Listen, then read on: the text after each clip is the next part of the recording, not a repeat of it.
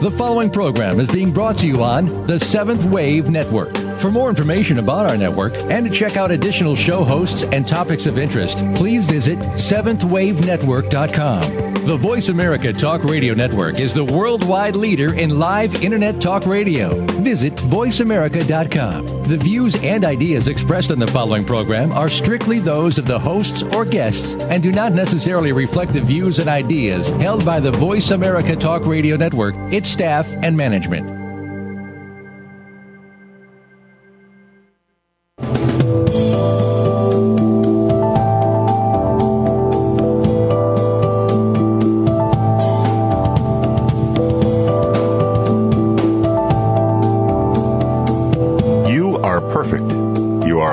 Complete.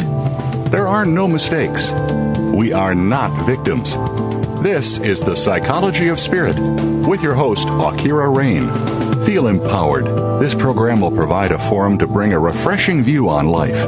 And now, here's AuKeeRa Rayne. Hi, welcome once again to The Psychology of Spirit. I am AuKeeRa Rayne. Let's talk about the ego. It's something that is with us every single day, and it seems so misunderstood, and so many of us just don't understand its job. Is it our friend? Does it motivate us? Is it our foe? What purpose does our ego serve? When we are born, we come from a collective consciousness of spirit, floating in and out of one another, balls of energy, peaceful and warm, and we're placed here, born screaming, alone and cold. So we have to learn to stand on our own 2 feet. And that's what the ego does. The ego pushes us to be an individual, separate of every other being, since we are born that way. Our bodies keep us from floating our energy through each other. We can feel one another, hear one another, if we choose to listen. But yet we're separate. Here we are almost pretty well totally alone, with only ourselves to rely on. And that is foreign to us. Even if we've lived other lifetimes and you believe in other lifetimes, it's foreign to us every time we come back.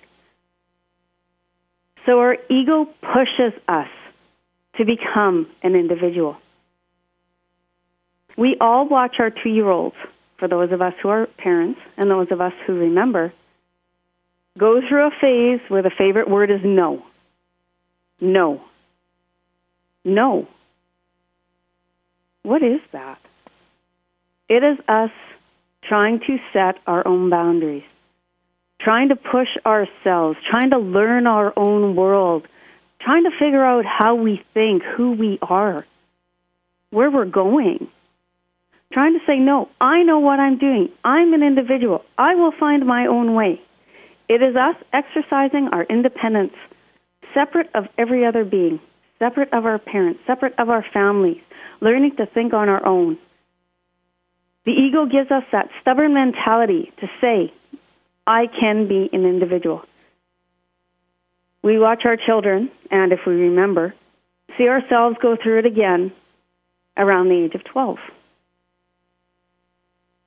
Many people call it rebellion, but if you take a very close look, it's us once again trying to exercise our individuality, all brought on by the ego. That is so important.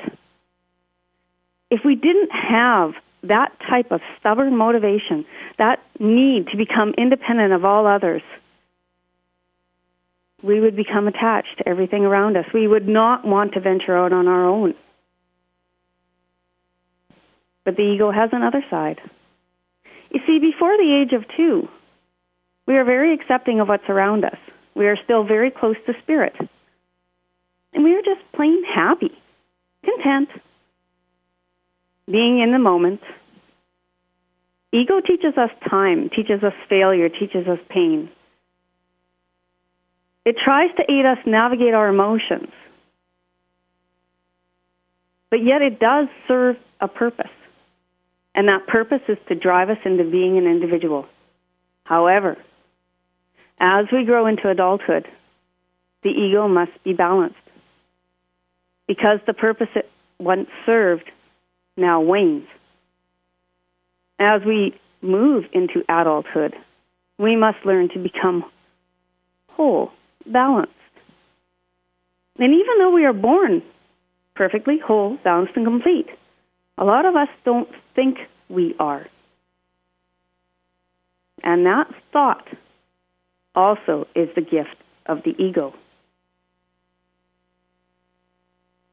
So how does one learn to quiet the ego when we've listened to it for the first part of our lives and it's mainly the only voice we know? The ego has given us that strength. It seems to motivate us into heights unknown. And yet, when we become an adult, it's also that voice who tears us down, who tells us we will fail, who always sees the dark side, who ponders and ponders and ponders to almost drive us to insanity some days. So how do we balance it? What do we do with it? The ego is also responsible for what's known as negative thought. And as I've spoken before about, it used to be the school of thought to get rid of negative thought. But this would mean getting rid of the ego. And of course, we cannot get rid of something in order to make ourselves whole. It does not make sense. You must look at balancing the ego. Well, what does the ego sound like, though? Well, the ego will always tell you, in every aspect, with every feeling, and every moment of your life, you are wrong. It will make you question everything. The ego is the creator of drama, and it is never solution-oriented. It never tells you that you can succeed. The ego is that constant voice in your head telling you things may just not work out. It is something that creates fear. So in order to balance it, you must become the one who adds in a positive voice, one of love, one of support. And maybe that's what the ego's purpose is as we grow older, to teach us to become our own advocate, our own strength once again, to bring in that balance. When the ego says, oh, you're going to fail, we stand up and say, no, I'm not. When the ego says, oh, you're too fat, we stand up to ourselves and say, I love you. No, I'm not. If you take a look at your thoughts throughout each day, you will see all the things the ego says. And a lot of people say to me, well, how do I tell the difference between the voices?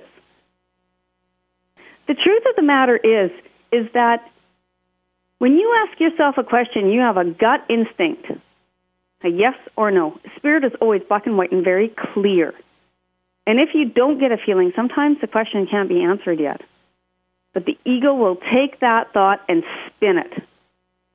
This can be most pointed out in relationships. We'll see somebody and we'll think, oh, you know what? I could get in a relationship with them. Our gut says no, and our ego says, well, maybe. Don't be so hard on them. That's okay. We can work it out. Ego creates drama. But AuKeeRa, everybody has an ego. You're absolutely right. Everybody does have an ego. But the thing is that living through our ego, it doesn't serve us. Oh, but ego creates my goals. Without the ego, I'm not going to have any drive or purpose. Really? Did you know that we actually don't even need to think to live each moment? Yes, it is true. You are right. That society teaches us that we need ego to create goals. We need to be driven. We need to push ourselves. But have you ever noticed on the days that you're pushing so hard you feel like the worst failure ever? When you know you're right and everything feels right, you work harder than you've ever worked before. And although the work might be hard and there may be some tears involved, you feel like you're getting somewhere. When the ego is in the driver's seat, you feel no matter what you do, it's wrong. And there's never a voice that's added in that says, I am so proud of you. When you're looking at goal setting with the ego involved, there's an amount of failure also expected in it. When you're looking at goals set by spirit, there's no attachment to the outcome. You know that whatever happens is meant to happen. And all of us know that to some degree, but the ego comes in and takes over and says, you didn't reach your goal, you failed. There's no such thing as failure. There's twists and turns along the road for sure. But what is failure actually except the judgment upon ourselves, which is indicated by the ego? Spirit never says you fail, ever. And I will tell you right now, ego is very hard to navigate. It takes practice. It takes extreme self-honesty to listen to your own ego and say, hold on, no, I don't agree with that. I don't agree with that point you're putting forth in my mind. I just don't agree with that. You don't have to agree with yourself. So many people analyze and analyze and analyze and analyze. Ego is never solution-oriented. Ego won't let you find a reason for why things are occurring. And the truth of the matter is, there's a lot of time to find out why it did occur doesn't serve as much a purpose as being solution-oriented and say, what am I going to do next time? Ego doesn't like to look at what am I going to do next time. It doesn't look at solution orientation. It looks at simply throwing up roadblocks and drama to create a muddled head, to create non-clarity in thought, and to make you feel that you are disassociated from yourself and those around you. Remember, ego's purpose was to aid you in that disassociation so that you became an individual. But its purpose stopped. That purpose stopped. And now its purpose is to help you bring in a balance of thought to your life. That's the purpose you can give it now. Because by bringing balance into your life, you can use the ego to say, hey, it's okay. I can work this out. I can make it through this. A lot of us fight very hard to become unique individuals. We'll talk about that in a moment.